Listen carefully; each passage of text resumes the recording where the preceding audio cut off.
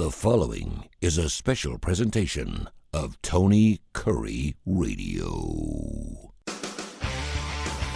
From hot dogs to cool kitties, this is Darkside of the Pooch. Welcome back to the Dark Side of the Pooch. As you can see, I'm squarely between the steering wheel and my guest, Dr. Stewart.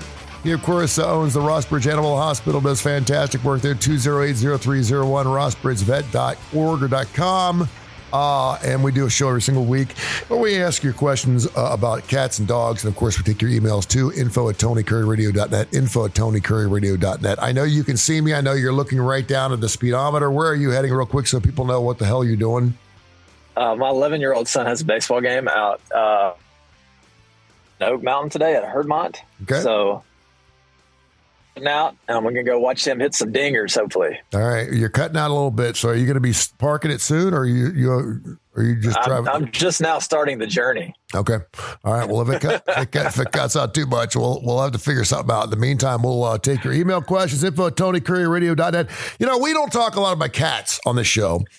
We actually got an email here from Becky, and she's like, why don't you guys ever talk about cats? And it's just because I had a cat. It left me. I'm not a big cat guy. I love cats. I just don't ever have one because I've always got dogs, and we don't get a lot of questions about cats. But so I want to donate some of my time today in talking about the kitty cats, and certainly the cats that you watch at the Rossbridge Animal Hospital. How's that? Is that okay? Yeah, absolutely. But let me comment on this. You know, in veterinary practice, depending on the practice, at most, cats probably take up about 20% of a veterinary. But, I mean, some practices like us, we're only 10% feline. So, you know, we probably devote 10% of the show to cats, don't we? Yeah, well, that's about right then. Why is that? Is it because I get this feeling that people feel like cats don't need to be taken care of as much as dogs do. First of all, most cats aren't inside as much as dogs are. Cats aren't a man's best friend. They want to get outside. They're quirky, and so we kind of like, yeah, you're fine, you'll be okay. Unless, of course, they get hit by a car or they're really, really sick or something. Then for the most part, I would bet that a lot of people would probably miss their annual checkups for their kitty cat. Well, there's a couple of reasons. First of all, cats are harder to get to the practice. Yeah. And also cats aren't getting hurt all the time like dogs are. Like dogs are, they're kind of clumsy and like doofy, and, you know, cats are agile and smart. Yeah. But they're also very stoic. They don't show their pain a lot. And I think that's another misnomer. Like, oh, the cat's fine. It's not sick. Well, there's also a misnomer that, oh, cats just throw up all the time. Well, no, they don't. So if your cat's throwing up like weekly, that's a problem. Okay. Big show brought to you by Sasquatch Toys and Comics. Talked to Seth last week. They're doing fantastic. They have that brand new store down there. It's been open almost a year already, or I think it's a little over a year, down there in beautiful Homewood. Sasquatch Toys and Comics. They do comics, 60s, 70s, 80s, you name it. Of course, toys in the box, everything from Battlestar Galactica, Star Wars, Legos, you name it. They got all kinds of great toys down there. Check out Sasquatch Toys and Comics. I have a little bit of an issue with something about ticks. How much do you know about ticks? Because I want to get into that in just a second. Well, I know about ticks. Let's get into it right now. I'm out in the yard a couple days ago. I'm in the shower. Took a shower. I get out of the shower. I'm sitting there watching TV. I look down on the inside of my leg, which is kind of a strange spot, and I saw a mole. And I thought, I don't remember having a mole there. And right away, I thought, it's a tick. Because if it's dirt, it would have come off in the shower. And sure shooting it is. And it's a really small tick. And I tried to pinch it off with my fingers. And of course, the inside of your leg is like one of those real tender areas. So you don't want to be pinching the inside of your leg really hard. So I took tweezers, and it took me a good couple minutes to pull this thing off, which was really amazing. I mean, it was a booger bear. Now it is really red. And I'm waiting for the circle to go around it because I'm afraid I got Lyme disease. What are the chances? It itches and it's inflamed. I mean, it's like, you know, I would have figured it would have gone away by now, but I'm getting I'm not a bruise, but a big red rash about this big around it. Yeah, that you could have a target or a bullseye lesion. That's what those are called. Yeah. For Lyme disease, target or a bullseye lesion. And, you know, it's possible dogs get Lyme disease. Of course, humans get Lyme disease as well. The Northeast is the Lyme disease hotbed. Probably like the hottest Lyme disease area in the country is like in the Connecticut area. For whatever reason, they just have a lot of it up there. The interesting thing about tick-borne illnesses in dogs is that it's very common to get them in dogs, but it's also very common that the dog gets better on its own. A lot of times they don't need treatment. And the interesting thing is the consensus, for the most part, for dogs that test positive for a tick-borne illness is to not treat them unless they are symptomatic. And the symptoms can range from just general lethargy and having a kind of a low-grade fever. They can have lymph node enlargement, and they can also have what's called a shifting leg lameness. So that just means that they may be sore on one leg one day, and the next day it's another leg, and that's because tick-borne illnesses cause joint pain, cause inflammation in the joints. Now it's my understanding that humans suffer almost the exact type of symptoms, right? They have joint things. Same thing. They have a fever, fatigue. A lot of people say that sometimes it feels like you may have the flu. And they say that's one of the problems is because it can take almost a month for it to incubate itself in there. And because of that, if I would go in too early, there's a good chance it wouldn't even show up in a blood test yet, right? That's true. In dogs, tick-borne illnesses can be very tricky to diagnose.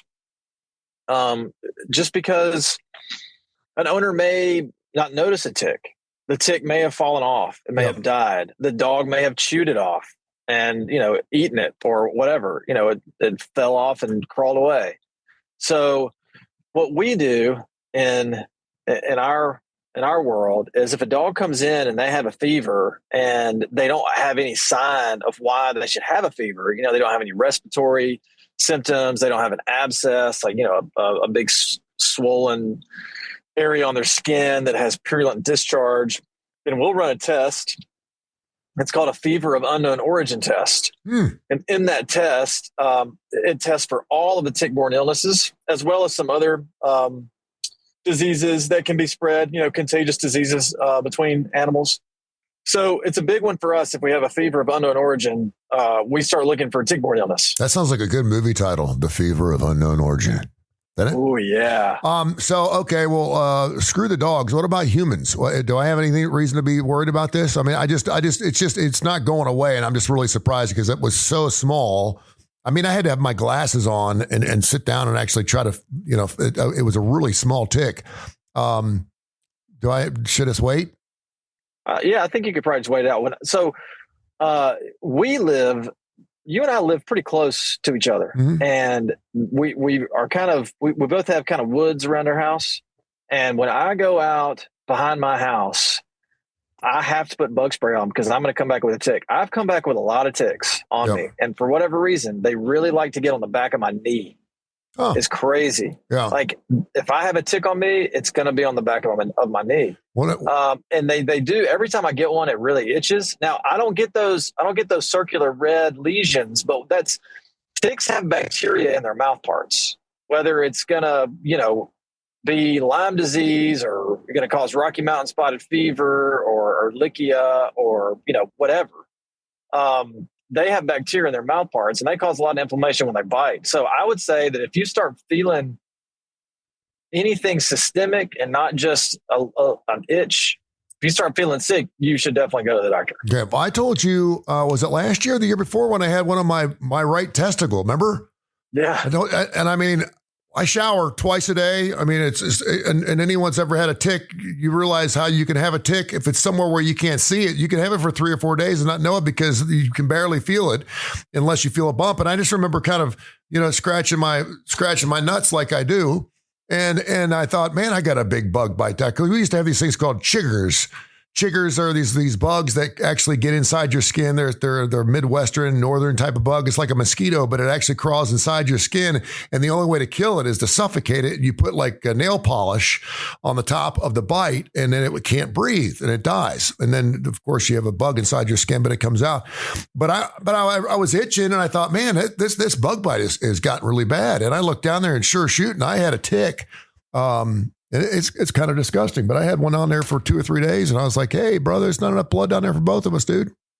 I never find them until they start to itch. Yeah. And because they're like the ones that I found on me are tiny. They're the exact same as you're describing. Yeah. I'll let you know what happens, and I'll go another couple of weeks to make sure that I don't have any Lyme disease, because I don't want to, I don't want to be messing with that. I wish I knew more about this. I'll tell you this real quick. Yeah. I'll look into this and I'll figure out the definitive name of the disease. But ticks can give you this really strange disease where you can no longer eat red meat. It makes you sick. Really? And that's a fact. I will have to look it up. It is not. This is not like some made up story. You can't eat red meat anymore without getting sick, and it's a lifelong deal. So I have to look that up. Yeah, that'd be terrible. Yeah. Oh, that'd be horrible. Speaking of meat, and I've done a little research here. I found out that cats love cantaloupe. Are you turning the volume up here? Sure. Cats love cantaloupe. Are you aware of that? Cats love cantaloupe, and according to, and again, I go to all these different sites with veterinarians and stuff, and evidently cantaloupes have about the same amino acid content as beef does. And so when they smell cantaloupe, they smell meat. And so they think the cantaloupe's kind of meat, and that's why they love cantaloupe. Like if you put a piece of cantaloupe in front of any cat, it'll eat it. True? I haven't heard that, but I'm going to try it. I'm going to try that. I'm going to get some cantaloupe in my office, and when we have mean cats, I'm going to become their best friend. I'm going to give them some cantaloupe. They say this guy says that he's given 100,000 cats cantaloupe, and every single time he puts a piece of cantaloupe in front of a cat, they go for it. Also, a cat is like a. I make a lot of terrible analogies on this show. I know, it's great. So I guess I'm probably about to make another. Is it going to have something to do with Nazis or something? Or no. A cat is like my wife. A cat is like a beautiful woman, and you try so hard to get it to like you. Yeah. Oh, you try everything. You try everything to get to like you. So if I can make a single cat that comes into my office like me a little better, will make my day. That's a great analogy, though. And the thing is, do the cats realize how hard we're trying? I think they do. The thing is, though, if you're going to make this analogy with a woman, though, cats don't really care if you just kind of like, I don't give a rip about you. Cats don't care. Most women, they like the bad boy, right? Yeah, that's you're going to have my mind swirling on that analogy. I got news for you. Also, cats are crepuscular. Is that right? Crepuscular. CREP. Crep. UCUSCULAR. Crepuscular. They're not. Scapular. I think you're trying to say scapular. Scapular. Yeah, they're not. They're not nocturnal. They're crepuscular. Talk about what crepuscular means. No, I have no idea. I thought you were talking about their collarbone. It's crepuscular. Crepuscular? Crepuscular. We need to move on, because whatever this word is, it stumped you and it stumped me. No, crepuscular. And I found this, so I want to make sure that I got this right. There's the cantaloupe thing. Crepuscular means that cats, whatever is crepuscular means that it's a dusk and dawn type of animal. In other words, it's CREPUSCULAR. And it's not necessarily a nocturnal animal, but it likes to get out and do its thing at dusk and dawn, early morning kind of thing, crepuscular. So there you have it. Also, and I thought this was really interesting. Okay, that's interesting. I'll learn something. Yeah, we've talked about this on the show, but you never want to give your cat milk, and I think everyone thinks that cats love milk. Please explain why. Well, it gives them a lot of GI problems. Mm-hmm. So milk gives cats a lot of GI problems, and it's not something that I don't know. I think it came from Disney. Yeah. I really think that cats drinking milk came from Disney for whatever. There's some movie in it. That's I truly believe that, but it's not something that they would choose to eat or drink on their own naturally, and it only causes problems. It's not good for them. Yeah, I read something where they're actually lactose intolerant. They like the way it tastes, but Exactly. it doesn't. They do not like. It's not good for their stomach. So if you want to make your cat, it also says that you should never feed your cat raw fish. We always see, and that's another cartoon thing. I was watching a Curious George Noki, which is the kitty cat from the dude that owns the Italian restaurant. He's always giving Noki fresh raw fish as soon as it comes off the back of the truck. And they're saying that you should never give your cat raw fish, correct? Yeah, it's Garfield. Remember Garfield? I think it was Garfield. He would like put the fish in his mouth and he would eat it and he would pull it out. And it was just like an intact skeleton. Yeah. Like an intact skeleton he would pull out of his mouth. Also, cats have 4 different types of hair. They have down, they have on, they have guard, and vibrace hairs. You know what I'm talking about? Yeah, and you're bringing me back. See, okay, my kids bring back homework, especially my oldest. He brings back homework, and I have to help him. Mm-hmm. And it's stuff that you never use in the real world. It's like a trapezoid or like long division. It's like you don't use this stuff in the real world. And you're talking about stuff that we learned in vet school. Nice. That there's literally no application for in the real world at all.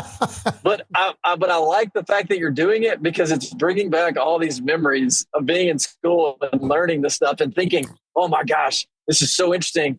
I've never heard this before. Like this is just mind blowing. And then 6 months later, you don't even remember what it was. Yeah. No, I mean, why would you have to know the 4 different types of hair on a cat? I didn't know this too. The ragdoll is the most common popular cat breed. I've never even heard of a ragdoll. What is that? Oh, really? No, I've never. They're the kind that have kind of the brown tips everywhere. Uh-huh. Oh, they're beautiful. They usually have light colored eyes. That is pretty wild. Also, and I'm just kind of going as we read here because there's like 8,000 little cat things here. But according to the Guinness Book of World Records, you know what the oldest cat ever was? And you froze up, so this is going to be an even better answer. We'll wait on you. We're waiting on you. I hope I didn't lose you. Hold on, I can't hear you. There you go. I can see you. All right, I can hear you. All right, I'm back. What? 32 years old. Let's go 38. What? Yeah. 1967. The cat was 3 days into his 38th birthday when he died in 2005. Wow. Jake Perry also owned the previous oldest cat, passed away at the ripe old age of 34. What country is the oldest living cat from? I'm going to say the oldest living cat. Xavier, what do you think the oldest living cat, what country is the oldest living cat from? The oldest what? Oldest living cat. Give me a country. Let's see. Canada? Mexico? Probably Mexico, I think. Mexico? Yeah. Xavier's going to say Mexico. Okay. I don't know for certain. He doesn't know for certain. No. I don't know for sure either. I don't think this is a stereotype. I really don't. But I feel like that there are Asian Now you're cutting out again. countries where people live to be like 110 years. Yeah, I lost. You got me? Yeah, now I got you. Okay. I'm not going to. I'm going to say it was. I'm going to say it's an Asian country. Yeah, it probably is. Because I know. Well, Asians. I mean, they live typically like almost 10 years longer than we do. Well, that's what I said when I cut out. Yeah. And you're cutting out big time. Hey, listen. I'm gonna. You just hush. I'm gonna let you go. We got a good 20 minutes, and that's good. This isn't a stereotype, but Yep. All right. Dr. Rab Stewart, Rossbridge Animal Hospital. Go to rossbridgevet.com. Also 208-0301, 208-0301. I'm cutting you off, my man. We got enough cat information. See what happens? See, we even try to dedicate a damn show to the cats, and they screw us up. Cats, like, we're trying to do something nice for the kitty cats, talk about cats 30 minutes, and we get halfway through it, and you're it's like a cat's running the internet today. Brought to you by Sasquatch Toys and Comics. Sasquatch Toys and Comics, they do wonderful work down there. Anything you want in the box, anything, cards, they do a really great job at unbelievable comics. And of course, Seth goes all over the world finding all kinds of different toys, everything from Legos to Star Wars and everything else. They do fantastic work. Call Sasquatch Toys and Comics or check them out online. They do fantastic work. Dr. Rab, thank you so much, and I will catch you next week, hopefully mobile in your office, so we can have a nice clean show. Love you, brother. This has been a special presentation of Tony Curry Radio.